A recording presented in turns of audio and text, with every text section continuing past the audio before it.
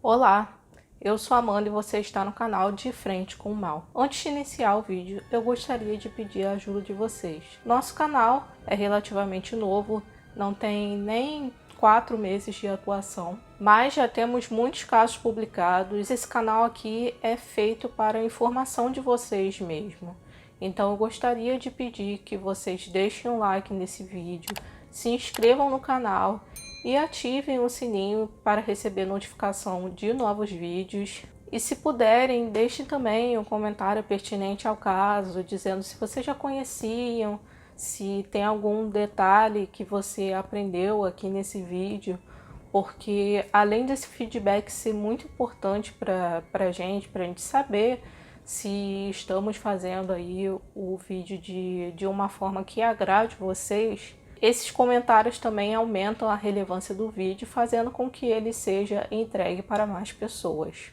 No primeiro episódio de Influência Diabólica, você vai conhecer a história de Charles Manson, que foi líder da seita Família Manson, que apavorou os Estados Unidos no final da década de 60.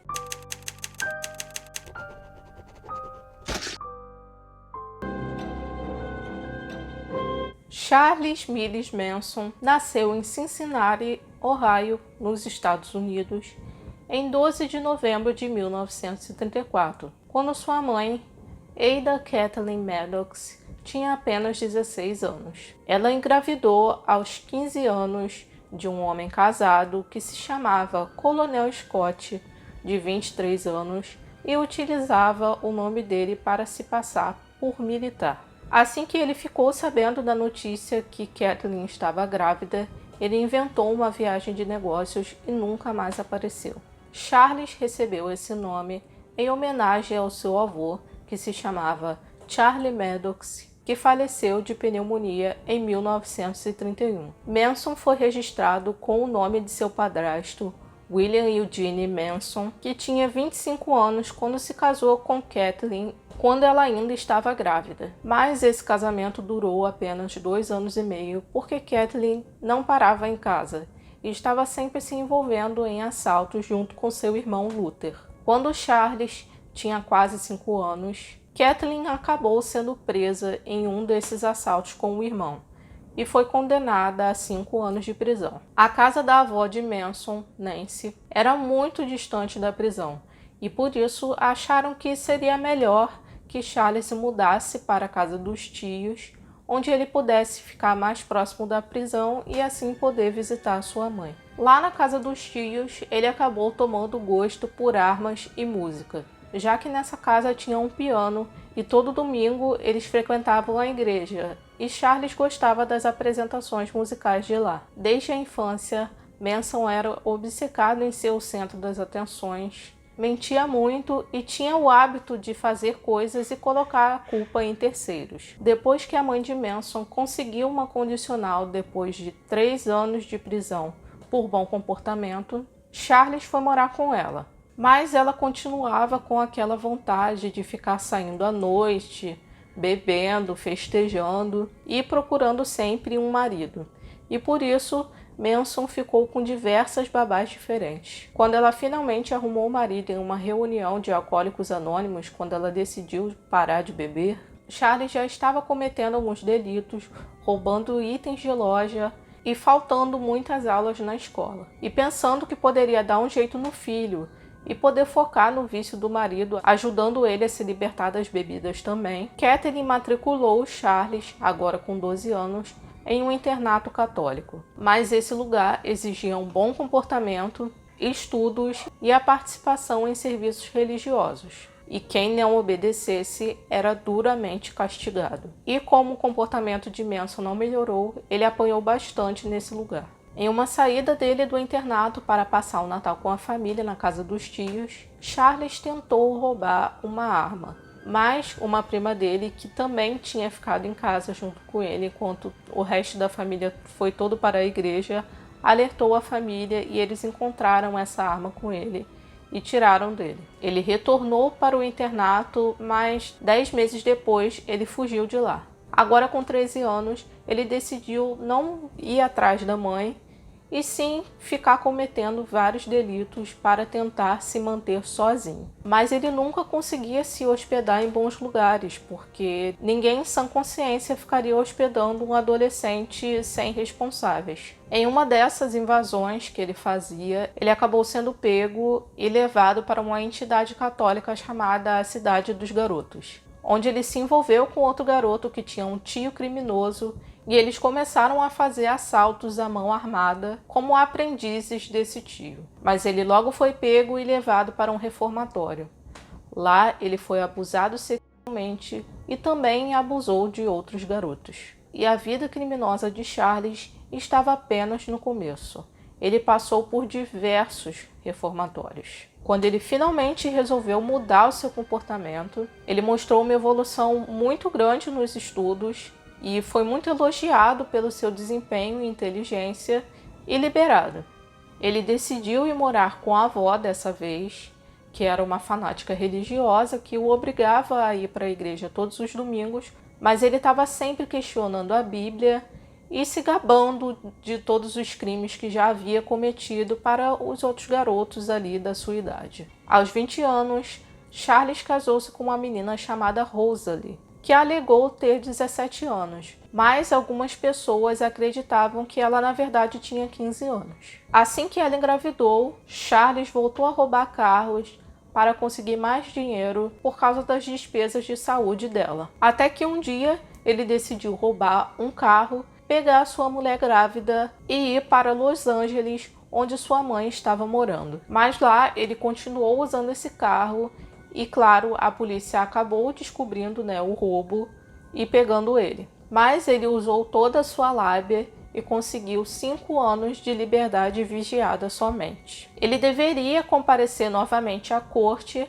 mas ele se desesperou e fugiu. Então, logo depois do nascimento do seu filho, Charles Manson Jr., ele foi levado sob custódia e agora que ele já tinha 21 anos, ele foi sentenciado a 3 anos de prisão. E depois dessa primeira vez, Manson ainda passara mais vezes pela prisão, indo e voltando. Até que em 1967, ele foi solto e já divorciado, ele foi para a Califórnia, para o Verão do Amor. E Charles viu o movimento hippie e todo o poder que ele exercia sobre as pessoas. E ele quis usar aquele poder para recrutar sua própria família, utilizando um violão e cantando as suas letras. Na família Manson, eles passavam a maior parte do tempo usando drogas e transando. Manson conseguiu seduzi-los com sua lábia, mas eles ficavam porque eles tinham fácil acesso a sexo e a drogas. Todo mundo envolvido na família deveria ser desprendido de homofobia, já que as mulheres tinham também que se relacionar com mulheres e homens teriam que se relacionar também com homens, embora a família fosse majoritariamente de mulheres, já que o Manson gostava de captar mulheres que ele chamava de asas quebradas, algumas menores de idade. Essas mulheres estavam de alguma forma vulneráveis. Ele teria aprendido isso com cafetões na prisão. E ele podia atrair ainda mais pessoas usando essas mulheres, mesmo que não fosse para atrair para a seita e apenas conseguir alguma coisa. E foi assim que ele chegou até Dennis Wilson, o baterista do Beach Boys. Eu contei brevemente essa história em uns shorts aqui no canal. E por causa de Dennis, ele conheceu o produtor Terry Melcher. Muitos podiam achar que não passava de mais um grupo hippie, mas Manson usava de tudo para manipulá-los, porque o uso das drogas levava até o vício, e o vício os prendia ali com ele. E ele aproveitava qualquer momento para condicioná-los. Ele pedia que os integrantes da família conversassem durante o sexo.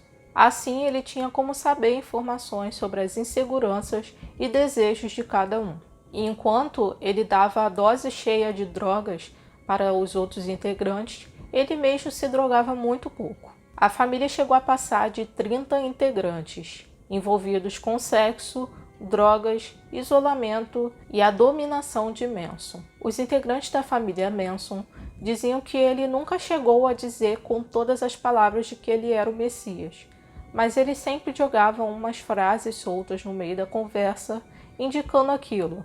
dizendo que dessa vez eles não o matariam porque eles já tinham matado antes, que ele já havia sido morto há 2000 anos atrás e coisas do tipo. Referências aí à história de Jesus Cristo presente na Bíblia. Chegou um momento que a devoção dos integrantes por ele era tão grande que eles diziam que não apenas matariam pelo Manson, como também morreriam por ele, porque ele já tinha morrido por eles também.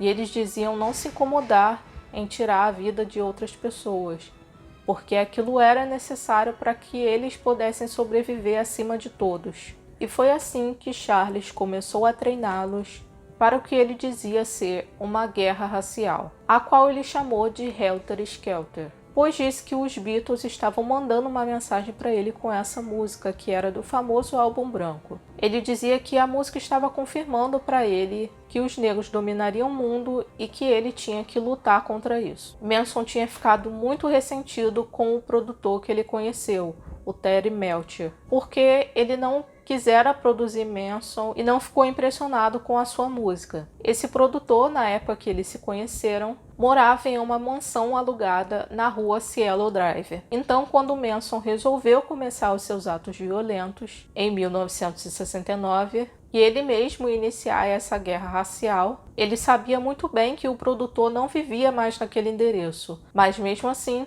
ele decidiu que começaria por ali. E nessa época, quem estava morando naquela mansão era o famoso diretor Roman Polanski e a sua esposa, que estava grávida, a atriz Sharon Tate.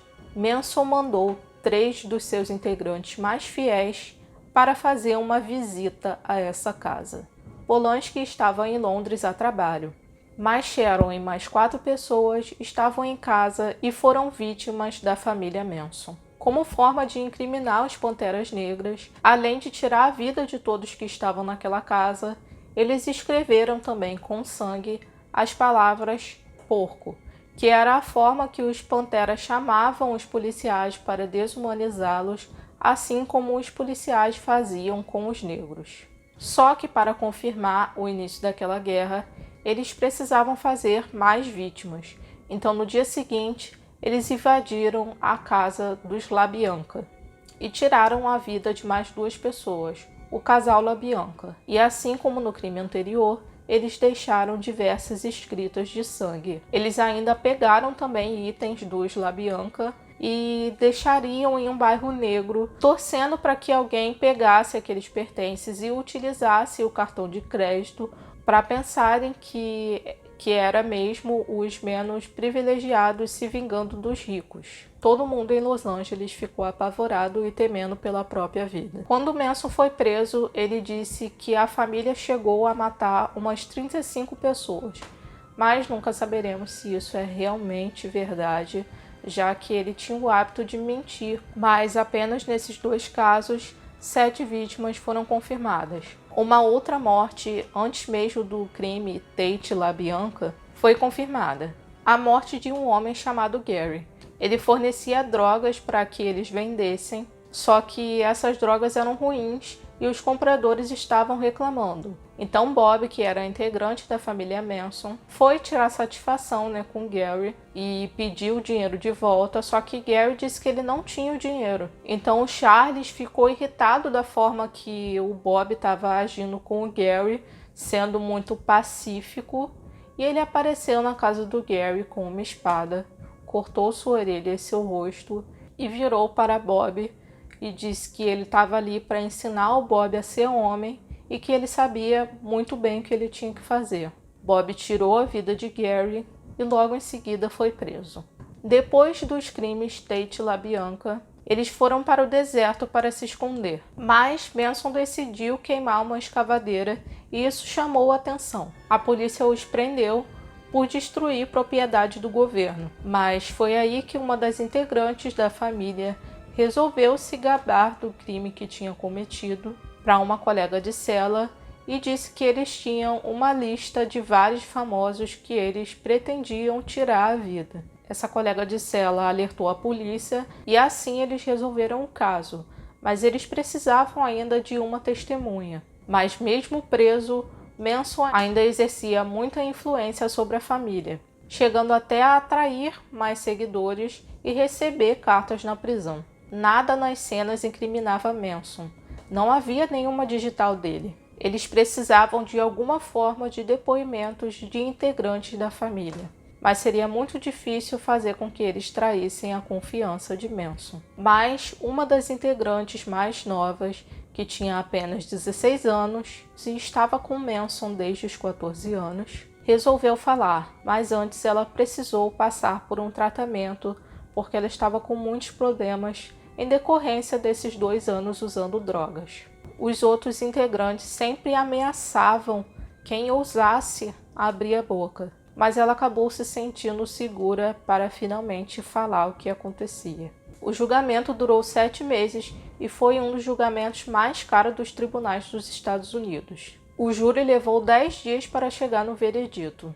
Então, em março de 1971, Manson e mais 3 integrantes da família foram condenados à pena de morte. Mas as regras da Califórnia mudaram em 1972 e eles aboliram a pena de morte. Sendo assim, eles ficaram apenas com a sentença de prisão perpétua.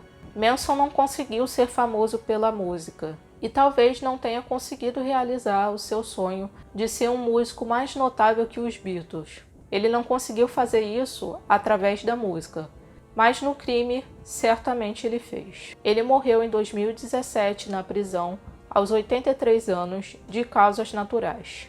Até hoje consideram Manson um dos homens mais perigosos que já existiram, já que ele influenciou outras pessoas para que elas matassem por ele. Por ter ganhado muito destaque na mídia, Manson já foi retratado em diversas produções, como na série American Horror Story na temporada Cult e também na série Mindhunter. Diversos filmes e documentários também foram criados para contar a história de Manson e sua seita. Em 1976, baseado no livro Manson, Retrato de um Crime Repugnante, escrito pelo procurador do caso, foi lançado o longa-metragem chamado Helter Skelter. Um remake foi feito em 2004 e mais alguns outros vieram depois.